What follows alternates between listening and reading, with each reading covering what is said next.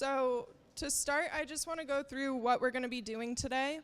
So I'm going to start you guys off with some of the numbers behind substance use disorder, some of the statistics, and then the rest of my team is going to go through both the biological and psychosocial theories behind substance use disorder.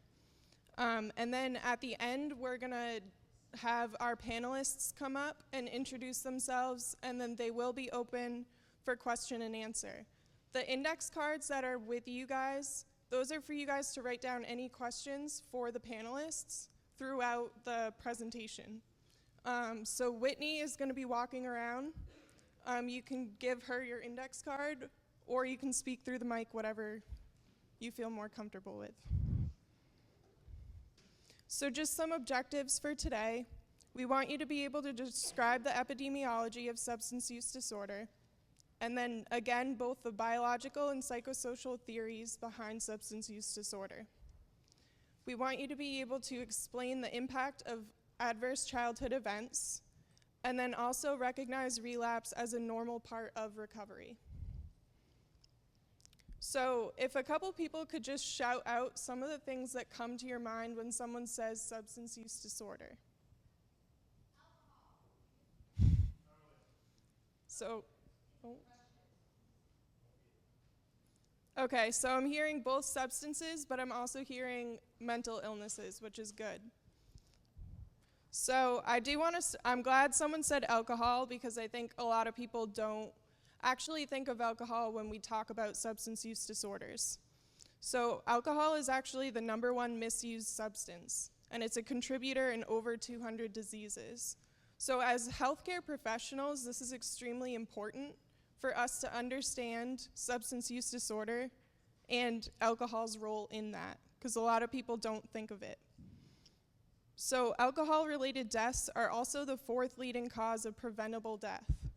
Men are 2 times likely to die of alcohol-induced causes, and alcohol withdrawal is also life-threatening. So for something that we don't necessarily think of as a substance use disorder, this is extremely important. So this is probably what you're hearing about more recently, our opioid epidemic. So opiates are commonly prescribed inappropriately. They're really only indicated for severe acute pain or chronic cancer-related pain, yet we see them prescribed often. Doses of over 100 morphine milliequivalents per day increases overdose risk 9-fold. So this is kind of what's behind some of the new legislature, if you're following up with that. In Maine, there's more than 1 overdose death per day, and Maine also has the highest prescribing rate of long-acting opioids, and long-acting opioids also increase the risk of overdose. So now I'm going to hand it over to Dr. Teter, and he's going to go through some of the pathways. All right, can you hear me okay? All right, so first of all, I know Ashley said please fill out the survey, because you'll get a 20 of you will get a gift certificate or something like that. But also remember, this is a student-based research project. Many of you are students, and if you're doing a project, then you want people to respond to your survey, because we're basically trying to assess, collect information to see if things like this are effective. Is all of us getting together useful, or is it just people eating food, that kind of thing. So please fill it out. And let's get right to it, because I have to explain all of addiction in 10 minutes, apparently. So there are a lot of theories, and the reason that I went with this approach about all these different theories is the thing that's cool about this project today is it was social work and pharmacy in this particular situation coming together, right? And we have vastly different approaches for dealing with substance use disorders, right? I'm a psychopharmacologist. First thing that comes to mind is manipulating neurochemistry. If you're a social worker, and I'm going to let them talk about their stuff, right? You're going at it from a different approach. You're trying to talk through issues, maybe cognitive behavioral therapy, those types of things. So I wanted to basically highlight the fact that there are a lot of different theories that we can talk about, and they're all coming from different backgrounds, but they all obviously are going to play into this story, right? There's no single theory of addiction that's going to cover everything. There's just not. For example, automatic processing, right? So you have this conditioning, which is everybody's heard of Pavlov's dog, right? You ring the bell, the dog salivates because he's now conditioned to respond to that. We do the same thing. I didn't do the same thing, but we humans have done the same thing to other humans, where you condition them to the sound of ice cubes and glasses, and you can literally get increased salivation from humans because they associate the cocktail glass and the bar and the scene and the music, whatever it is, without even making any further decisions about anything consciously and aware. They're already primed, like, oh man, my dopamine in my brain. Many of you have heard me talk about dopamine many times. For me, a lot of it goes back down to this positive reinforcement and the reward pathway, which we'll talk about. But you can condition somebody to fire their reward pathway before they've even made a decision about anything. So do you think that they're going to be able to make good decisions at that point? Right? No, they're already biased, so you kind of start getting into this biased choice. Rational choice means I'm going to take the pros and I'm going to take the cons and I'm going to put them out there, right? Pros and cons. I like to drink because it relaxes me. However, I'm missing my homework, or I'm missing an exam or what have you. You can think of but that's you're being very rational about it. You're saying, okay, this is how I feel about substances. This is what it does for me. This is what it does to hurt me. You start getting into bias theories, you're already biased towards the substance, right? So in a case where you're already conditioned, and you see how I'm trying to tie them together, you're already conditioned to respond. You're already salivating because of the tinker in the glass, the ice in the glass, and now you're trying to weigh that same option. Do you think that's the same as the first scenario, where you're just kind of being a little more objective about it? No, you're already biased towards the substance. You're already kind of going uphill to make this choice. So the whole point that I hope you take home from my 10 minutes of all addiction is that it's going to be a bunch of different theories working together, and hence, the cool thing about it, it's going to be a bunch of different healthcare professionals working together. But, so pharmacy, I see a bunch of pharmacy students. What other disciplines are in here right now? Nursing, OT, physical therapy, social work, okay, PA. All right, so a whole bunch of them, right? So that's pretty cool, right? So some of you are going to attack the problem from a psychopharmacological approach, while others are going to attack it from a psychosocial approach, right? And it's a bunch of different people. Like I used to work on an inpatient psych unit, social work, nursing, OT, PT, you have all these people trying to work through a disease like schizophrenia or addiction because it takes all different approaches, right? So that's the main take home of my section is that. In pharmacy school, I do the least common denominator approach, which is I boil all of addiction down to the dopamine pathway in the brain, which goes from your primal brain to your more developed brain. It goes from the ventral tegmental area in the midbrain to your nucleus accumbens, which is your ventral striatum. And I talk a lot about that because you can manipulate it with medications, right? I can manipulate those systems with medications and try to help people get better. Now, what's really important about healthcare professionals in addiction, medications aren't that robust for these disorders. Where they really come into play, I heard somebody when Ashley shouted out, what do you think of when you think of substance use disorder? Someone said depression. That's where the medications are going to be really effective, is helping with the other causes that would lead someone to having a biased choice towards substances. I'm depressed, I'm already kind of nihilistic, I'm already hopeless. Substances sound pretty good because life sucks anyways, so they're already making a biased choice. The medications can help with the depression piece, but then you're going to need a therapist to come in and say, all right, why are you thinking so black and white about this? It's grayer than that, right? So all this stuff's going to work together. Again, pharmacists will hear me talk about manipulating the dopamine pathway, manipulating the serotonergic pathway, but that's only part of the story. So, and I talk a lot about, you heard me talking about the ventral tegmental area to the nucleus accumbens. That's the reward pathway. Every substance use disorder, every substance that we abuse or misuse or use recreationally or use moderately, they all increase dopamine in that VTA to the nucleus accumbens. All of them do, with the notable exception of psychedelics, which aren't used in a very chronic basis. They're kind of used more, right, intermittently here and there and expand your mind. And a lot of that's serotonergic. However, pretty much every substance that you can name is going to increase dopaminergic tone in that area. Why do you have that dopamine pathway, right? You have that dopamine pathway to drink water, to eat food, to have sex, to procreate the species, to nurture your youngins. All those, you're supposed to be motivated and feel good about those things. That's why it's there. What do we do with it? We get clever. We figure out that cocaine from the cocoa plant blasts the dopamine. You feel great. Life's never been better. Now, if you go back to the depression, for example, that somebody screamed out, if you don't feel well and you crank up your dopamine beyond what it could normally ever be from natural rewards, you're going to remember that. Now, here's where, like, for example, a therapist comes in because they have to help you disentangle those memories, because now you have potent memories that are tied to that dopamine increase. I take cocaine, I feel better than I ever have in my entire life. Your brain never, ever, ever, ever forgets that, right? Ever. That's why you can be long-term recovery, and if somebody were to walk up with your substance of choice, you may have a trigger. You're definitely going to remember it. You're never going to forget it.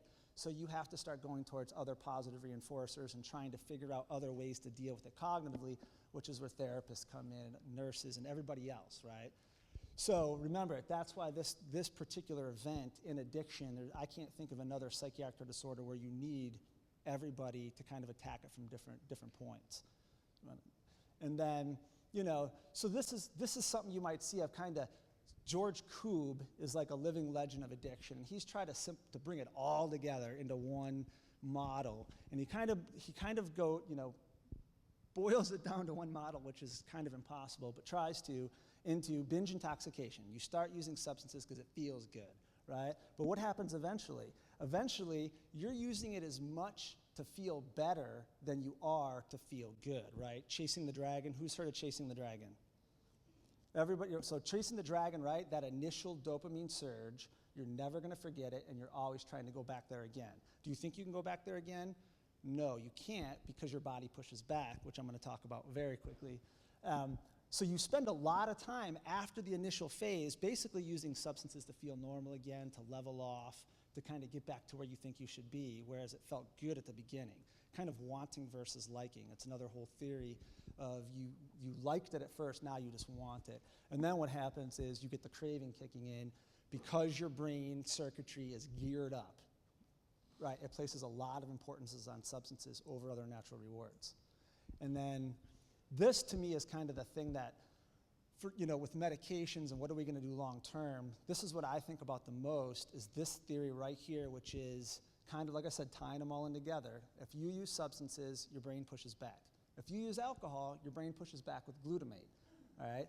You keep doing this enough times, right? You keep doing this enough times, you now have a new set point, which means I drink alcohol, I drop my GABA, I increase my glutamate, and then I do that repeatedly. I end up in a place where I'm always in a state of hyperexcitability without the alcohol on board, right?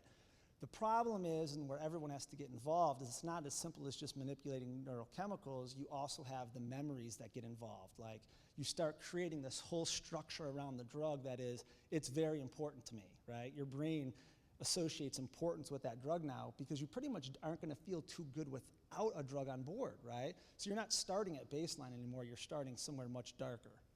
All right, so this is just a summary slide, where you have, it's so complicated because you have your values, right?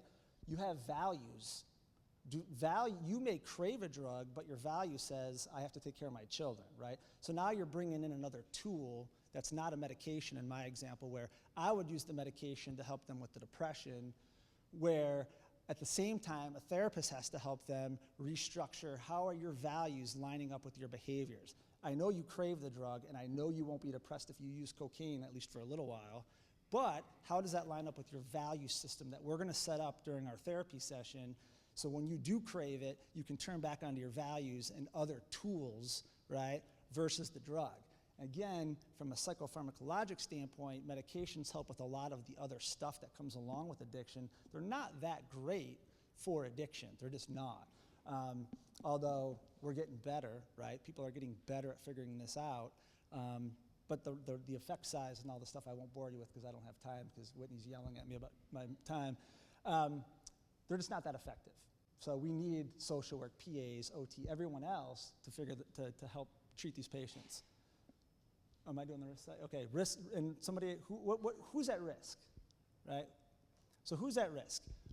All the white guys in this room between 18 and 25, pretty much no matter what data you look at, you're gonna find out that white guys from 18 to 25 are the worst offenders. And by offenders, I mean they pop up in these studies. They're the offenders to pop out in the data.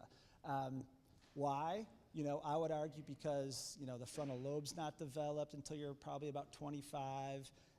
We can talk about availability and all those other things. But that's males 18 to 25. Family history, obviously there's a huge genetic component. The heritability of addiction is somewhere between 40 and 60%, meaning the other 60 to 40% is environmental, and psychosocial, and the things outside of the person. Mental illness, going back to the depression, that's where someone like myself would have good luck, maybe, is attacking some of the other stuff, anxiety. A lot of people use cannabis because they can't sleep or they have anxiety. You go after the sleep and you go after the anxiety, maybe they'll use substances less. So mental illness, and of course ACEs, which my esteemed colleagues are gonna cover, we know that what happens to you when you're little makes a big difference later, which is why you always hear me going on and on and on about not using substances until after you're 25. Do what you want after you're 25 in moderation. Before 25, not a good decision, but I'll leave the ACEs to the social work crew. Okay, show of hands of who has heard of the ACEs study. Awesome. Show of hands if you've not heard of the ACEs study. Good, okay, so a lot of you have heard of it. I'm gonna tell you about it anyway. So from 1995 to 1997, Dr. Anda and Dr. Folletti conducted a study to determine the correlation between adverse childhood experiences and poor health outcomes over the lifespan. So they surveyed over 17,000 HMO members and asked about 7 categories of adverse childhood experiences. And those 7 categories were then later expanded to 10 categories. So does anybody have an idea of what some of those categories might be? Just shout them out. Okay. Okay.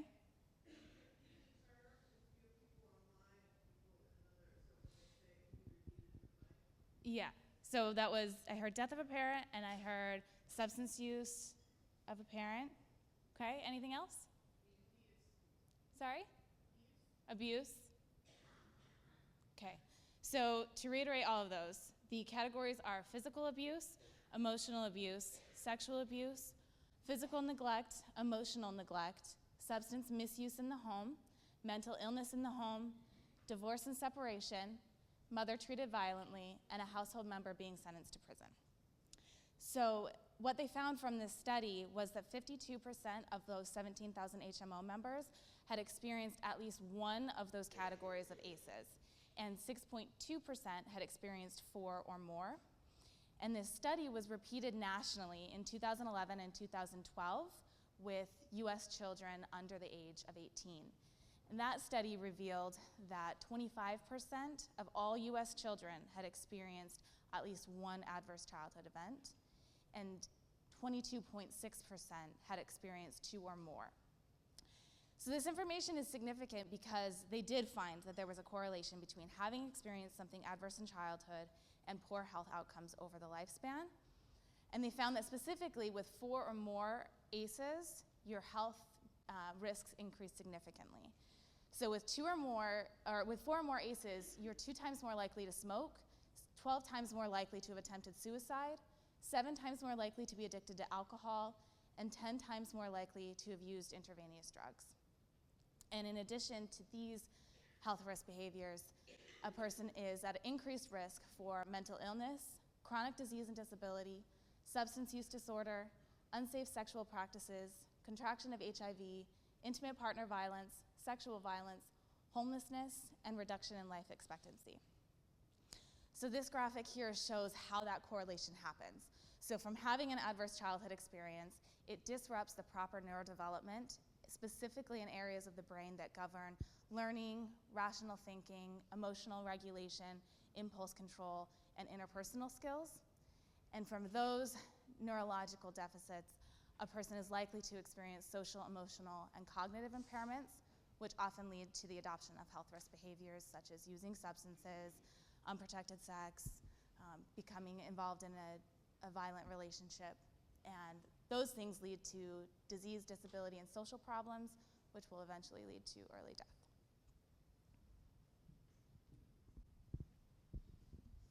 Thank you. So what Dr. Teter was talking about and what Celeste was just talking about is about some of the social determinants that create risk for substance use disorder. And so what I'm going to talk about now is I'm going to talk about relapse. What is relapse?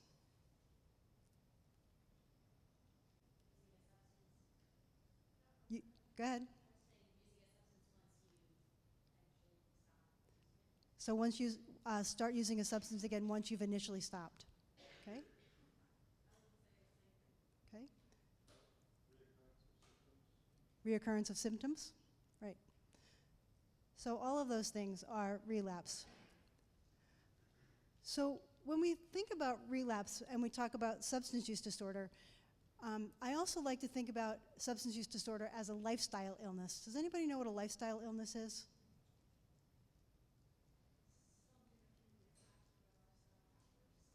Something that can be impacted by lifestyle factors. Can you give me an example? Smoking, exercise, diet, related to what? Diabetes, right. That's a lifestyle illness. A lifestyle illness is an illness that one can have that creates issues if you don't change your lifestyle, right? So diseases like asthma, heart disease, diabetes are examples. Substance use disorder and mental health issues are also issues of lifestyle. That people can live with these illnesses if they are committed and can make change their lifestyle. So what do you think? Do you think people with substance use disorders relapse at a higher rate than people with other kinds of lifestyle illnesses? I have a couple of no's.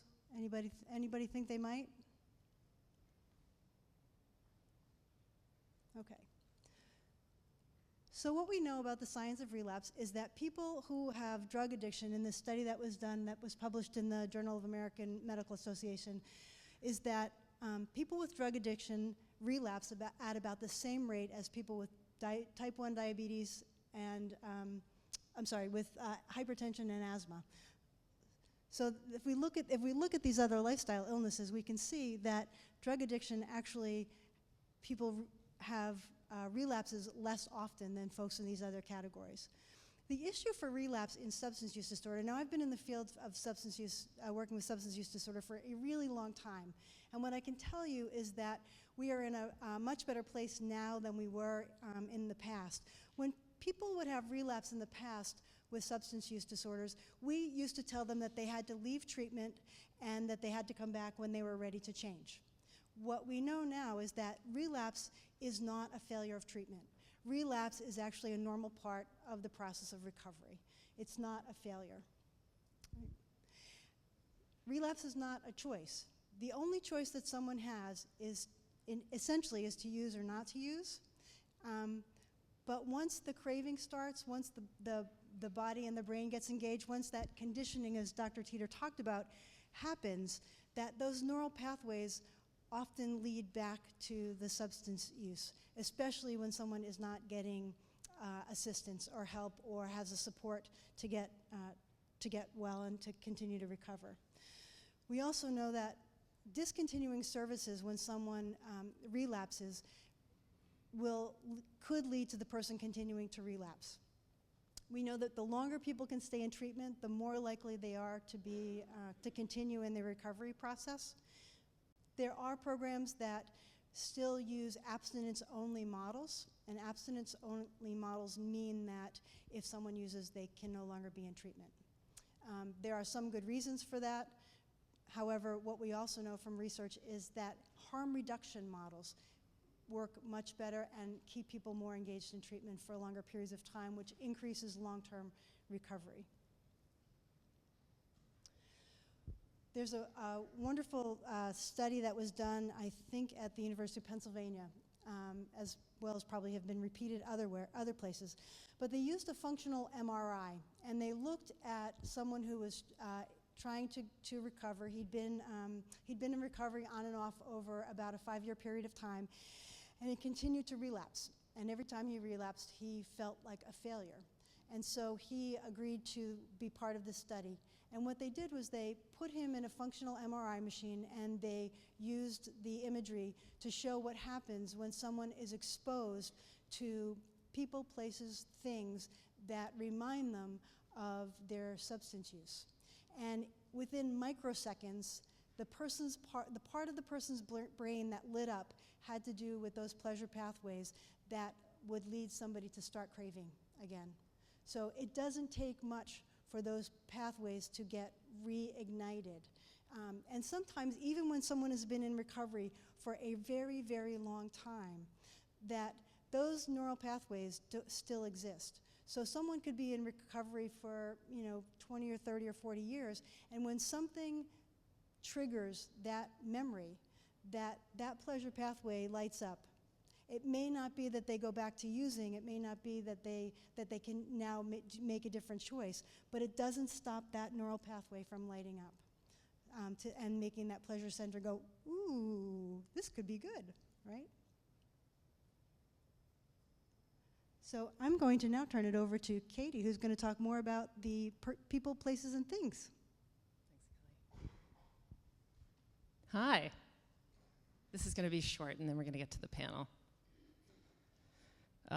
I'm a social work student, and I was really excited about this project because I think that pharmacists and social workers actually are working with the same people all the time, but we rarely are talking to each other. So I want to talk a little bit more about what Kelli was just talking about. So hopefully in that incredible 10 minutes of learning about addiction, you've now perhaps learned a little bit more about the role of chemistry in addiction. You've learned about how trauma in childhood makes you much more apt to develop a substance use disorder. And the role of chemistry as far as the addiction is happening. You perhaps understand that recovery is possible and that relapse is common and it's part of the recovery process. But remapping your brain takes time. It takes a couple tries. And sometimes medication helps, and recovery groups are really important for people. But let's bring it back to social work. People, places, and things is really about triggers. And we hear that word all the time, but what does it really mean? Because addiction, as much as we want it to be about free will, right? We want it to be about biology and personal choices. We do not live here. I think there's a big myth out there that this is what it's about, right? But we don't live in a vacuum. We live here. And we're a moving part of a whole, right? We are part of a government. We are part of a town. We are part of a class. We are part of a family. We're part of a group of friends. We're a fixture at a few choice hangouts.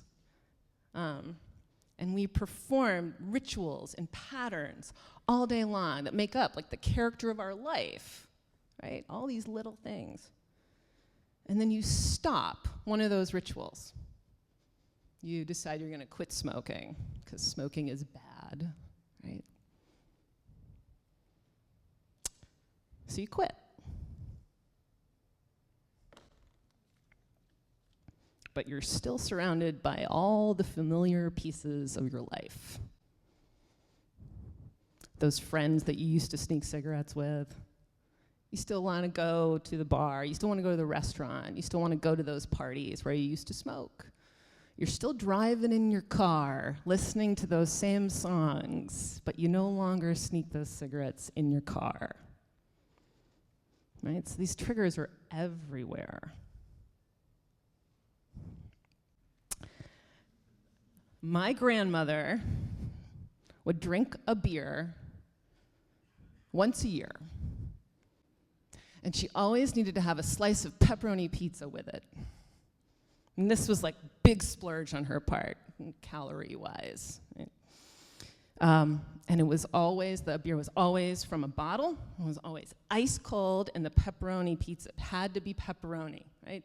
One without the other. And I mean, marketing, you know, commercials use this all the time, right?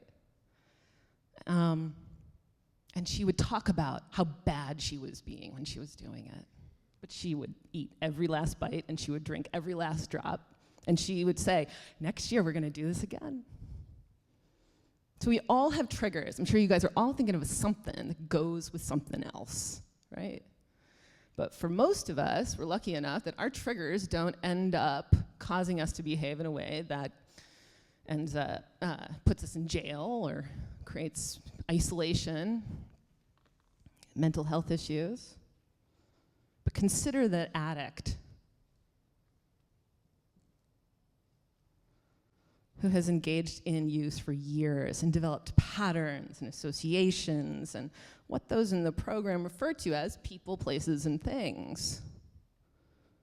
When they return to their lives from detox, or they simply come home, right? They've been living sober for years. They come home from a stressful day, and they are surrounded by all of these reminders, all these triggers, all these people, these places, these things that they used to look at and spend time with and spend time in when they were using. They have the same friends, the same hangouts, the same coat, the same shoes, right? The same wallpaper. All of this stuff is affecting us. And then they relapse sometimes. And they're ashamed. Because they're convinced by society that substance use disorder is personal. It's a personal weakness. And if you could just get a little bit stronger, right, you'd be able to stay sober. I think that stigmatization really fails to acknowledge that we live within this contextual web, and that's the perspective that social workers can bring to this subject, is that we are all part of a system. And so really recovery is this daily challenge and opportunity to acknowledge weakness, but also to strengthen responses to the environment.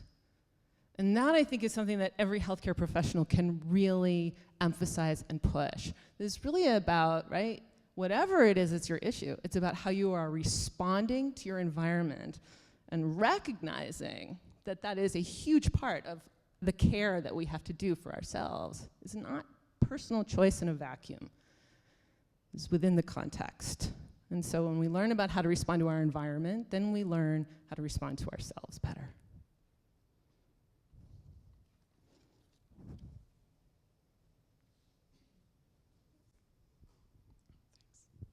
So with that, we're gonna invite our panelists up to the stage. So today we have Jesse Harvey, Anna Gardner, and Bryn Gallagher. And I just want to also remind you guys of the index cards, so if at any point you have any questions, definitely hand those off to Whitney. I do know that people have class at 1, so if you need to leave, you can do so now, or don't feel bad when you're leaving.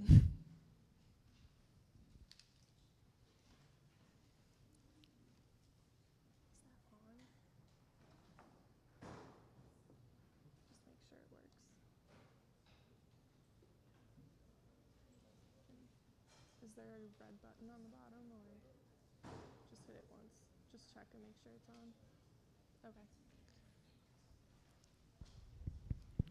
There you go. Do you want to go? Any order. All right. My name is Jesse Harvey. I'd like to start off by talking about what I am and what I'm not. I'm not an expert in recovery. I'm not a CADC, LADC. I'm not a doctor. I'm an expert in my own recovery. Actually, I'd say I'm probably the only expert in my own recovery from substance use disorder. I am not an alcoholic. I am not an addict. I'm a person. I'm a person in long-term recovery. I'm a person with a substance use disorder. when I was 3, I had malaria, but you wouldn't introduce me as the malaria. Tomorrow makes 21 months since my second suicide attempt. You wouldn't introduce me as Jesse the suicide. The importance of person-first language is something that I've only actually sort of recently in my own recovery come across, and to really illustrate the importance of, to better explain the importance of person-first language. For anybody who has not read it, I would suggest a 2014 editorial in the American Journal of Medicine called "Stop Talking Dirty: Clinicians and Language," which is it was extremely informative for me. The stigma is very much alive, not just from outside the recovery community looking in at people who are in recovery, or at people who are not yet in recovery but who are seeking recovery. Unfortunately, there's also a lot of stigma within the recovery community between different schools of recovery. And to be honest, I just celebrated 20 months of recovery a few days ago. And to be honest, in the beginning of my recovery, I was not as open as I am now to the multiple pathways of recovery.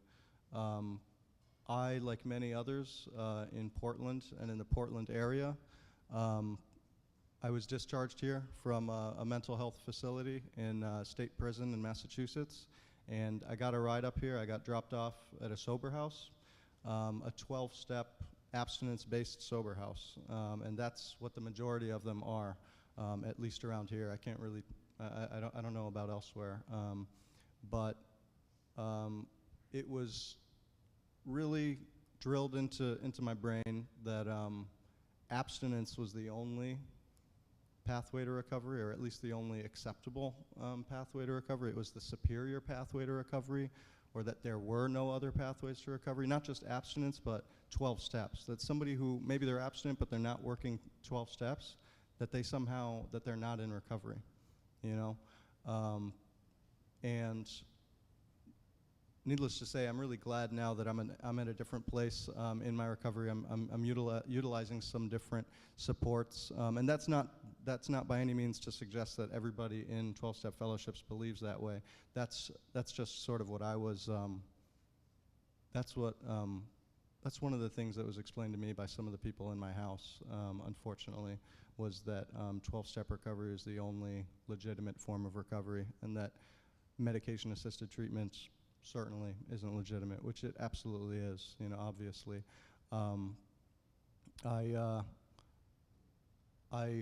Today, one of the crazy things is that today I'm still a person whose chosen pathway is abstinence, and in the past 20 months and a few days, I have not had any relapses. I haven't even had a cigarette, although that at times has been the most difficult thing for me. But what's really interesting is I began to feel really ostracized in 12-step meetings that I once frequented pretty often, because I no longer held that opinion that my mode of recovery was superior. That I trust that if somebody is prescribed medication to assist in their treatment, and I'm not just talking about methadone or Suboxone or Vivitrol. I'm talking about Zoloft, or benzodiazepines, or cannabis, When I sort of began to open up personally in what I view as recovery, some of the people that I once hung out with just made it. It became evident to me that they disagree, and unfortunately, they've sort of pushed me away. As our two other speakers up here with me on the panel will talk more about, there are a lot of resources in the community I utilize smart recovery, self-management and recovery training, which is based on cognitive behavioral therapy. You know, I utilize the gym at one point as a great recovery resource for myself. I am the new chapter lead of Young People in Recovery Portland, which is a tremendous advocacy organization, a nationwide grassroots advocacy organization dedicated to increasing access to treatment, education, employment, housing, decreasing barriers to those things. I feel like I'm in recovery, you know, and I think many of you would agree that I'm a person in recovery. There are some people that will tell me I'm not in recovery, even though it feels very real to me that I am in recovery, which is something. It's very interesting, and it's an unfortunate, you know, phenomenon.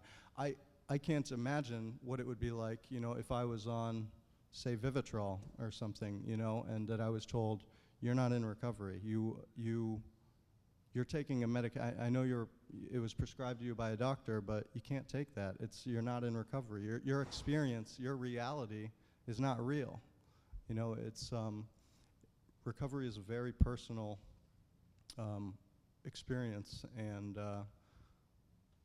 for it to be denied can be extremely damaging to the person.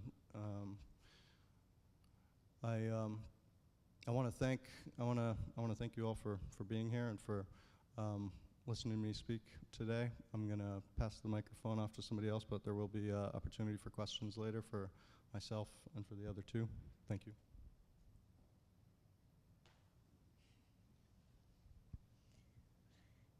Hello, thank you for being here. My name is Anna Gardner.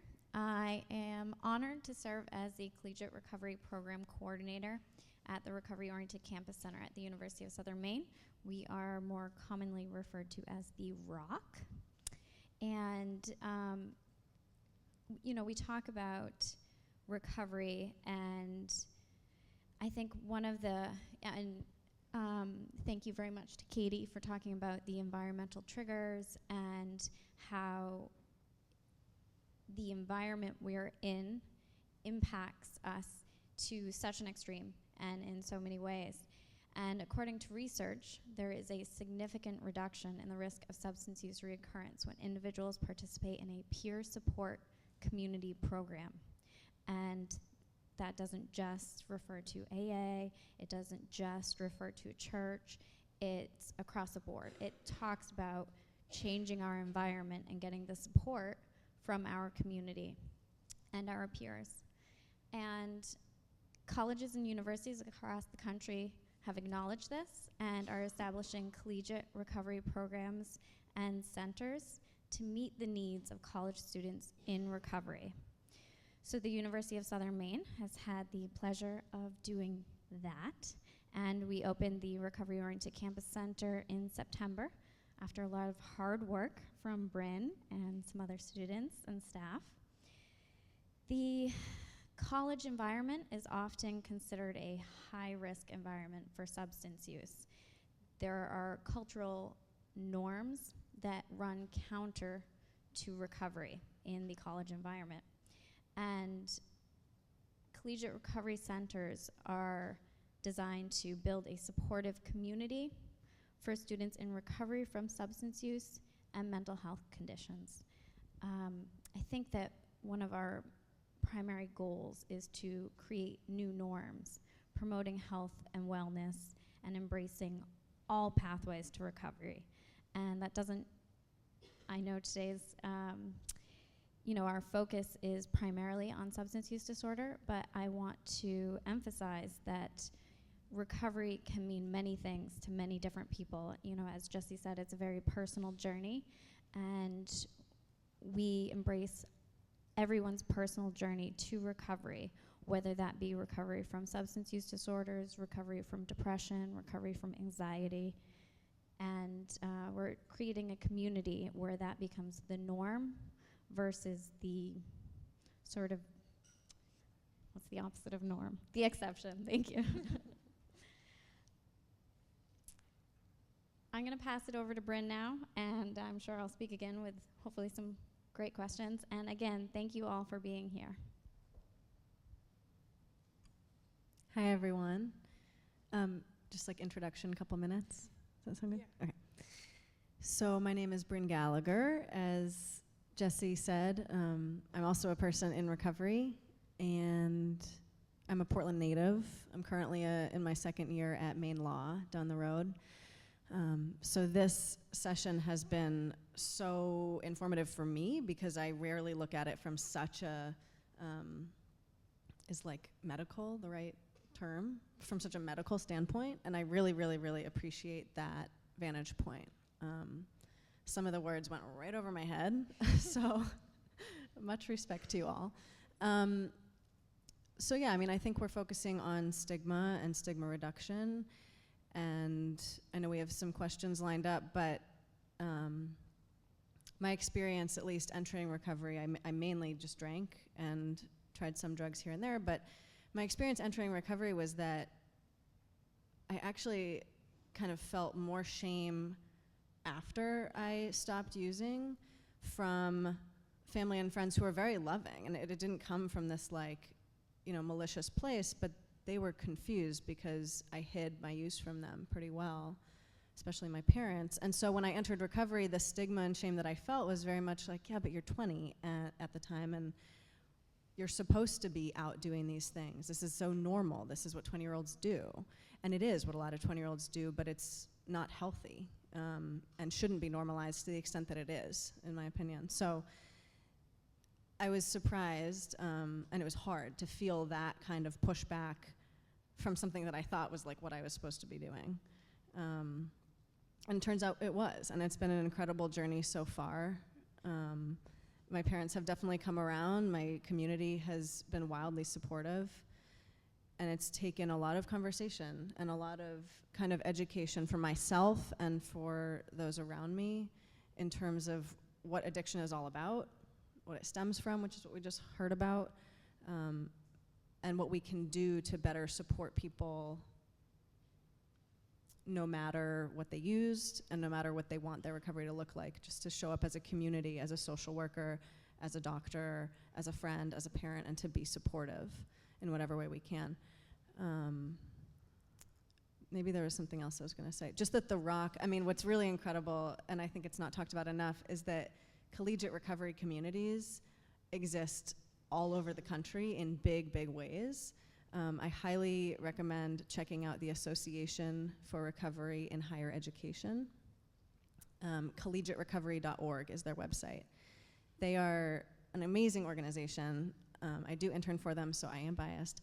But they really are doing incredible work to kind of like build up this landscape of collegiate recovery communities to normalize recovery on college campuses, where certainly the norm historically has been, continues to be, heavy substance use. So, you know, lifting up these communities of people in recovery and really turning that into a norm too is quite a challenge, but I think the organization is doing a great job of it. And at the Rock, yeah, we had quite an eventful couple of years getting the program up and running, and I couldn't be happier with it now.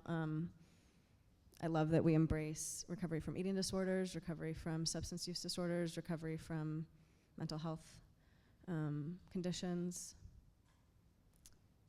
So many thoughts in my head because everything that was said prior was just on point. So I think maybe time for questions? Yeah. Cool. Thank you all. Does anyone have a question that they would like to speak?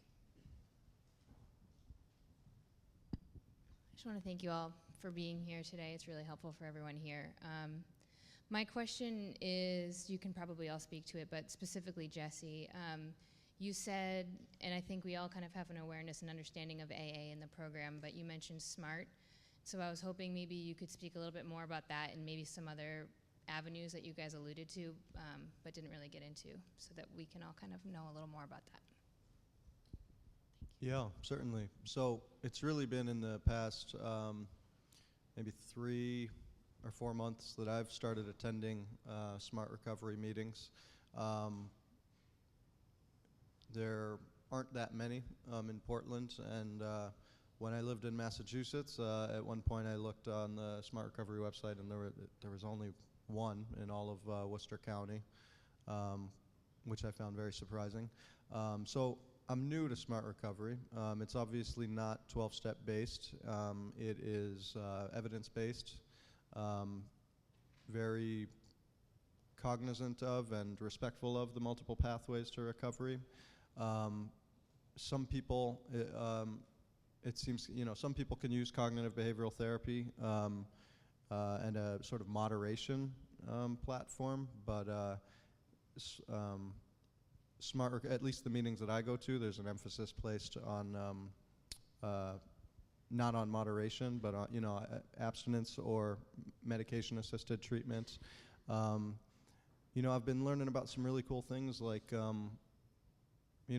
doing a little cost-benefit analysis, in the moment when I have a craving, thinking about the short-term and the long-term benefits that consuming a drug would give me, and also thinking about the short-term and the long-term risks and costs that would be associated with it.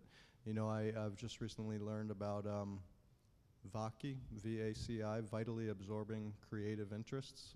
That was taught to me as a tool last week or the week before in Smart Recovery.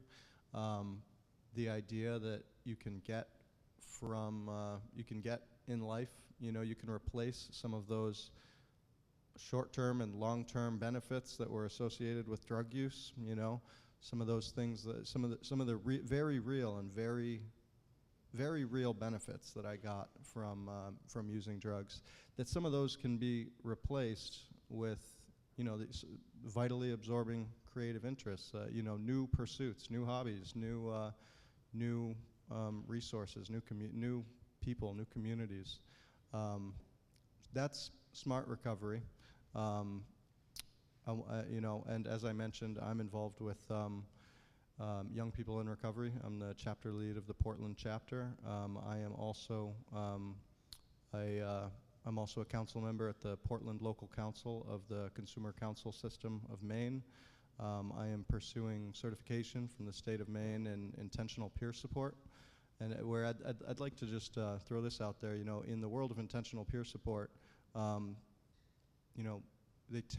peer support specialist is encouraged not to think in terms of diagnoses, but in terms of experiences and how people came to reach the worldview that they have, and somebody with a substance use disorder, as a clinician might call it, a peer might just say, I went through some stuff.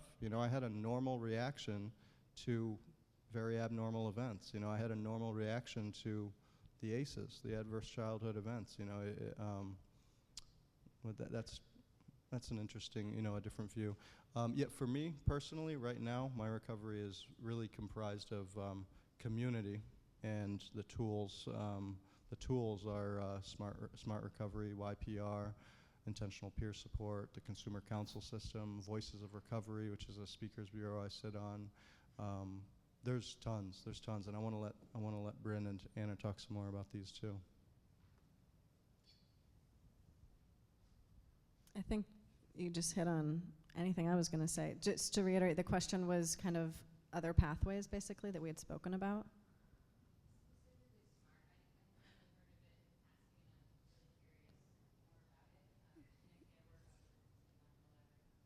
Yeah, Jesse hit it on the head. I have never attended a SMART meeting. I've heard incredible things, but I'll just defer to everything Jesse said.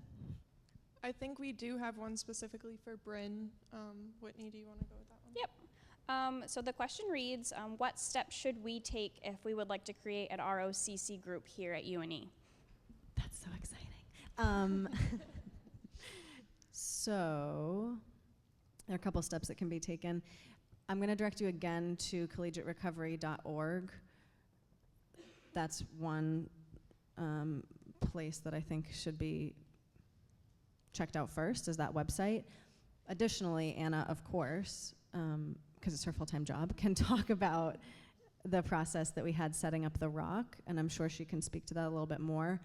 So between talking with us locally, just down the street, and checking out the ARHE webpage, that's where I would begin, and it's a totally doable process, but it's so much detail that I don't think I'll go into much more than that right now. We're happy to talk afterwards. And I think Anna also had something else to add to that previous question, right? I was just going to reiterate a couple other pathways to recovery. I think that, the harm reduction model, we're talking about stigma and reducing stigma and shame with substance use disorders. And I think when we consider, particularly, in the realm of providers and clinicians, sometimes when we consider harm reduction, there can be a lot of stigma and shame around that. I want to reiterate that recovery looks different for everyone, and embracing every pathway to recovery, whatever works for that individual, that's the most important thing, because nobody's the same. I mean, nobody in this room is the same. So to say the same thing should work for everyone is just not realistic. And sometimes harm reduction is the first step, and maybe that journey is going to change over time, maybe not. But if that's what recovery looks like for that individual, that's a wonderful thing. And all pathways should be empowered and encouraged. Smart recovery is awesome too, by the way. I just wanted to put that out there. It is very CBT based. It focuses on skills and tools, and yet it does also have that kind of peer group component as well. And Actually, I have one last comment on SMART. This month is actually volunteer training month. I just applied online on the SMART Facilitator website and was granted the full $75 as a scholarship to become trained over a 20, 30-hour course online in becoming a facilitator to facilitate or co-facilitate SMART recovery meetings. So anybody who is interested in that or just in learning more, the website would be a great resource. And just to reiterate something that Christian said earlier, having that kind of what's the best way to put it, multi-dimensional approach to an individual, be it medical, therapeutic, community-based. We have all of these different pieces of ourselves. We're holistic beings, so trying to address a problem from all of those perspectives is going to have much better results. So, working collaboratively with other agencies, resources, clinicians, doctors, the whole team approach. I'm missing my word here, but it's going to have better results always. So two-part question for all three of you. We're healthcare providers, and so what's one thing you wish you had in recovery or in your pathway, and what is something that we can all do, one thing that we can all do to make that easier for you?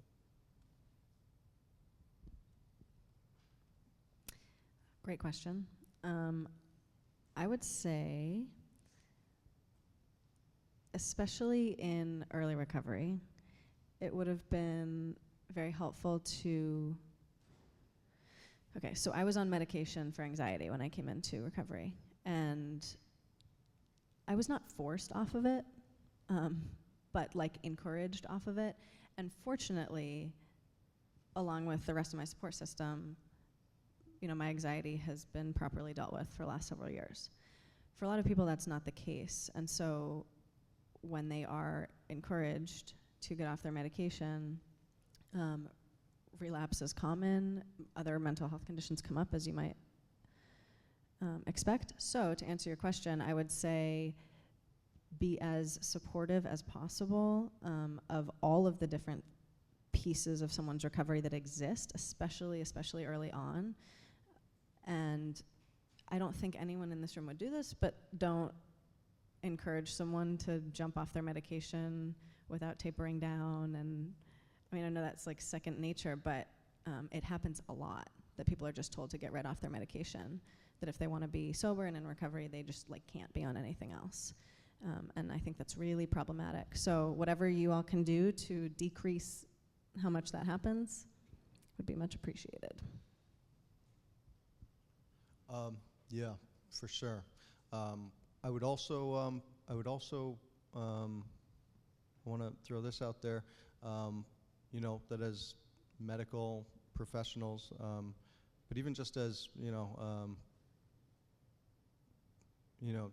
disregard, pretending for a minute that none of you are going to be medical professionals. You know, there's still a lot of things that can be done to advocate for recovery and for recovery-ready communities. You know, writing legislators, showing up places, testifying. There was a bill this morning up in Augusta being discussed, the Good Samaritan bill, that if somebody to exempt from criminal liability whoever is on the scene of an overdose and calls 911. Unfortunately, I have seen cops show up at the scene of an overdose and and search the bags of bystanders who are there, including the person who calls, who calls 911. There's a lot of things that can be done, that aren't medication or that aren't, counsel. There's a lot of things that can be done to, improve how recovery ready our communities are. A lot of, advocacy and politics stuff. I'm just thinking about, people who are, who might be drug tested in order to be, to receive food stamps, or people who I personally have been denied jobs and housing, because of a criminal record. I was just accepted into a master's program. Thank God I don't have, a drug-related felony on my record, or it might be impossible for me to pursue higher education. There's a lot of things that can be done that aren't, that are just, like I said, just forgetting for a minute that any of us are going to be medically trained staff. I think one of the first things I was taught when I entered the field was, and I mean, I think it goes without saying, and yet still it stuck with me, and I've carried it through all of the years of practicing, was never, ever, ever shame someone. We have enough shame that we carry in ourselves for everything we do, that we, don't hold. If we perform that's not up to our own standards, we carry shame, and individuals can shame themselves so much that us as providers should never add to that. It's never going to be helpful, and it's so insidious that it can happen without our even knowing it. Person-centered language is a great way to start trying to reshape how we interact and how we prevent against, shaming others and decreasing stigma. I also just like to keep, a parallel in my head of, comparing a mental health disorder or a substance use disorder to something, that's more medically based, something, say, diabetes. While we may be disappointed, when we care for somebody and we see them not doing well, adding shame to that or lecturing them about, not eating properly, not exercising enough, it's usually going to decrease somebody's motivation, and it's not going to help them succeed. So that's something that I've carried with me throughout all the years of practicing, and I try to hold to that in everything I do. Did someone else have a question for them? No?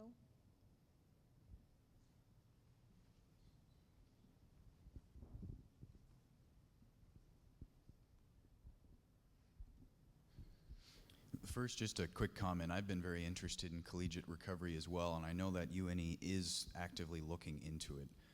I don't know any of the details, how, if, when, whatever, but there are people here on campus that are interested, and so hopefully at some point in the future, UNE may have something too. And then another question. I know this is more I know there are a lot of healthcare people interested in healthcare and future healthcare providers here, but can you talk a little bit about some of the other barriers to successful recovery that are outside of the healthcare system?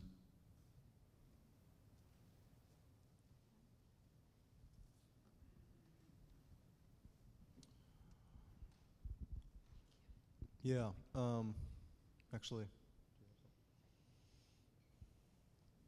So, two things. One, criminalization of addiction. Like the vast majority of people in prisons in this country are there for nonviolent drug offenses. So that's a thing that we could spend, I don't know, decades talking about. But that I think is a huge, huge, huge barrier, and with that comes some deep, I don't know, issues of race too that we could get into. That's one thing. The other thing, I think, just going back to the stigma discussion, is that Ashley asked or mentioned that if we had a chance just to give an example of how stigma has kind of affected someone's recovery. So I will give a brief example. We have a friend who graduated law school in the spring. And prior to graduation, I'll start in the beginning. So he does have a felony drug conviction on his record. And he spent time in federal prison. And then he got out of federal prison. And he wound up in law school. And getting into law school was this thing that he thought would never even be possible. So he got into law school, and I think he had quite a contentious admissions process, because the law school had not before admitted someone with a felony conviction. So he makes it through law school, he crushes it. He is clearly qualified to be a lawyer. So in his last semester, he interns at the White House. And so like no one who hears this story, I don't think, would think, not quite sure this guy is like qualified to do the job. Because he's clearly just demonstrated that he's so committed to the work, that he's so qualified, that he's so brilliant, and that he has lived experience that he can bring to the work. He passes the written portion of the bar, and then there's this character and fitness portion that you have to pass as well. So initially he doesn't pass it because the people reviewing it are like, we don't like that you have a felony conviction, let's just talk about this a little bit. Still, however many months later, he has not been granted admission based on his character and fitness, and he just got done with several months worth of hearings at the State House, where he brought his supervisor from the White House, he brought the dean of the law school, and he talks about this. So brought the dean of the law school, brought his professors, brought his boss from Texas, or Florida, whatever, brought people from all over the country, and like highly qualified professionals to speak to his merit and his like ability to practice law. And still, the bar in Maine is not willing to agree that he is fit to practice law because of his felony drug conviction, despite everything he's done in the last 10 years. So that is a specific example, I think, of how stigma and discrimination, in my opinion, gets manifested around this issue. That's a great. That's what I was going to say the same thing. The criminalization of substance use disorder. One other, serious barrier is lack of resources in the community. That treatment resources simply aren't there. I'm a community health worker in the Preble Street neighborhood of here in Portland, and a lot of what I do is outreach and case management. And when somebody says to me, hey, I'm ready to stop drinking, or I'm ready to stop using drugs. We pretty much only have, one resource here in the community that we can call. We can call Milestone Detox, and 9 out of 10 times they don't have a bed, and then some of the other times, the person who we're calling with is not allowed there, and there's no other resource for them to go. There's nothing else, There's also not enough, low cost treatment, for after the, so many of the people that I'm working with who are experiencing substance use disorders, homelessness, serious mental illness, if they do get into a detox, if they detox somewhere, there's no aftercare. They're discharged back to the streets, back to the shelters. It's like these bridges to nowhere, which is really unfortunate. But it's something that through advocacy, that we can hopefully that we have been addressing and that we can continue to address.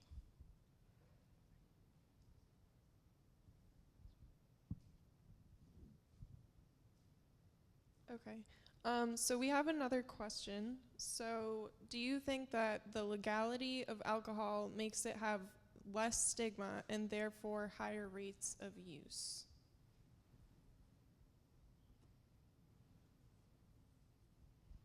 Yeah, just briefly, I think I touched on this, but the normalization of drinking, especially underage drinking, even though it's illegal under the age of 21, it's still very normalized, and especially when you hit 21 and it's perfectly legal, there's nothing wrong with it, according to the law, until you begin to drink and drive or what have you. Yeah, I think it absolutely lends to the misuse, the overuse, the normalization. And yes, it is heavily stigmatized, but I see it as a different stigmatization than IV drug use, which is morally bad. I don't believe that, but I think that's the stigma around it. Whereas alcohol there's a gray area because it is a legal substance. I'm just thinking back to my experience in high school. Probably many other people here, exact same thing, I imagine. That alcohol was very much normal. I drank. I did drink, but high school was when I got into a lot of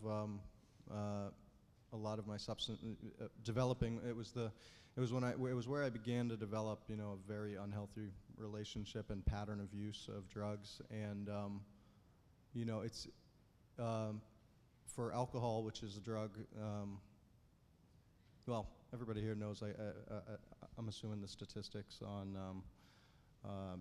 That show that alcohol is just as bad, just as dangerous a drug, just as injurious a drug as all the others. The fact that people in high school who are misusing, certain drugs are thought of sort of as the outcasts, or sort of looked down upon, that their use is sort of stigmatized, and that alcohol is just such a normal thing in comparison it's interesting, it's strange, and that really goes to answer the question that yes, as Bryn was saying. I think yes and no. It's not a very clear answer. I think given different environments, whether something is legal or not doesn't always matter. In homes, we talked about ACEs, in homes where substance use is normal, there are homes like that in Maine. It's completely normal, or it's considered normal, and that doesn't matter whether it's alcohol use or opioid use. So I think that has a greater impact than necessarily the legality of it, and where somebody comes from as far as their environment and what's considered normal to them. And, you know, we talk about alcohol being a norm in college, and I think that that's, you know, it runs across the board whether somebody's below the age of 21 or over 21. So I think that often plays a larger influence in somebody's life than whether or not something's legal or not.